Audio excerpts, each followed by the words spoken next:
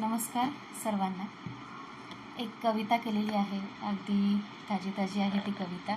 आणि एका प्रेयसीचं आपल्या प्रियकरावर किती प्रेम असू शकतं याचं एक गुंफण, शब्दगुंफण कशी केलेली आहे ती जरा बघा. आवडली तर नक्की सांगा. तू ध्यान लावून बस, तू ध्यान लावून बस, डोळे मिटून बस. तू ध्यान लावून बस, डोळे मिटून बस, समोर चेहरा माझाच असेल. तू हात पुढे सरसाव, तू हात पुढे सरसाव असा की तुला हस्तांदोलन करायचंय. तू हात पुढे सरसाव असा की तुला हस्तांदोलन करायचंय. हात जसा देशील तसा तुझा हात माझ्याच हातात असेल. नजर कुठेही वळव, नजर कुठेही वळव, मान कुठेही फिरव. नीट ऐका.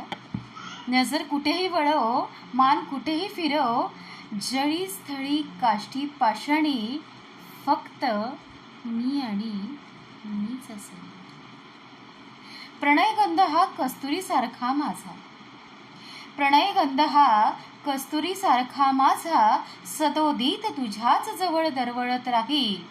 तू अन्न वस्त्र निवारा माझा, तू अन्न वस्त्र निवारा माझा, पण संजीवन वृक्ष तू आयुष्याचा माझा. पण संजीवन वृक्ष तू आयुष्याचा माझा. निकड नाही तर आवडयुक्त सवड तू, निकड नाही तर आवडयुक्त सवड तू.